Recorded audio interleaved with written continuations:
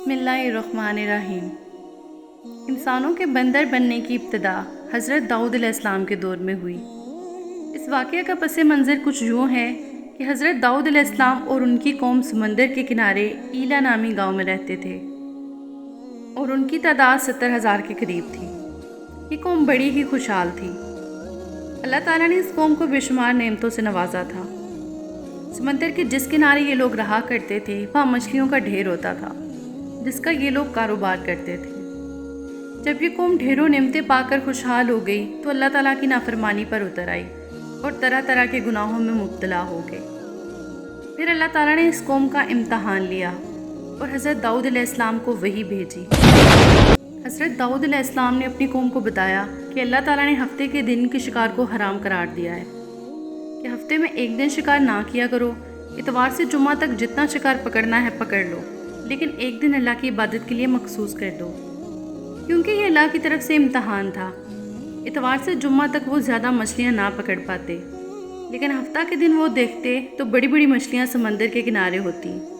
یہ لوگ یہ دیکھ کر بہت پریشان ہو جاتے۔ ان میں سے ایک شخص شیطان کی چال سے نہ بچ سکا۔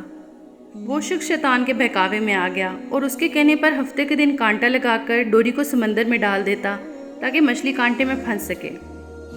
شیطان نے اس شخص کو کہا کہ تم مچھلی کو اتوار کے دن نکالا کرنا، اس طرح ہفتے کی حرمت بھی باقی رہے گی اور تمہارا شکار بھی ہو جائے گا۔ اس شخص نے شیطان کی بتائی ہوئی بات پر عمل کیا۔ وہ مچھلی کو اتوار کے دن نکالتا اور خوشی سے کھاتا۔ آس پاس کے لوگ بھی حیران ہوتے۔ ان کے پوچھنے پر یہ شخص ان کو بھی یہی ترکیب بتانے لگا۔ اس طرح کچھ لوگ ہفتے کو جال پھینکتے اور اتوار کو نکال لیتے۔ کچھ لوگوں نے سمندر سے نالیاں بنا کر چھوٹے چھوٹے تالاب بنا دیے تاکہ ہفتے کے دن جیسے ہی مچھلیاں ان سے گزریں تو یہاں پھنس جائیں اور اتوار کے دن نکال کر انہیں پکا کر کھائیں۔ قوم میں اللہ کے کچھ خاص بندے بھی تھے۔ وہ ان لوگوں کو کہتے، جب اللہ نے ہفتے کے دن شکار سے منع فرمایا ہے، یہ جو تم لوگ جال پھینکتے ہو یا چھوٹے چھوٹے تالاب بناتے ہو، ہفتے کے دن یہ مچھلی جب اس میں پھنستی ہے تو وہ شکار بھی ہفتے کے دن کا ہوا۔ تم اللہ کے عذاب سے ڈرو اور اس کی نافرمانی نہ کرو۔ وہ لوگ اللہ کے نیک بندوں کا مذاق اڑانے لگے کہ ہماری مرضی جو کریں گے۔ اب اس گاؤں میں 3 گروہ بن گئے تھے۔ ایک ان 70,000 میں وہ لوگ تھے جو ان نافرمان لوگوں کی بار بار اصلاح کرتے۔ دوسرے وہ جو ان لوگوں سے نفرت کرتے اور خاموشی اختیار کیے ہوئے تھے۔ تیسرے وہ جو گمراہ ہو کر اللہ کی نافرمانی کر رہے تھے۔ یوں ان نیک لوگوں نے گاؤں کے بیچ ایک دیوار کھڑی کر دی اور یہ حکم نافذ کیا کہ اللہ کی نافرمانی کرنے والے دیوار کی اس طرف ہو جائیں اور ہم لوگ جو نیک اللہ کے حکم کے تابع ہیں ہم اس طرف رہیں گے۔ وہ صالح لوگ بار بار کہتے رہے کہ اے لوگو، اللہ سے ڈرو۔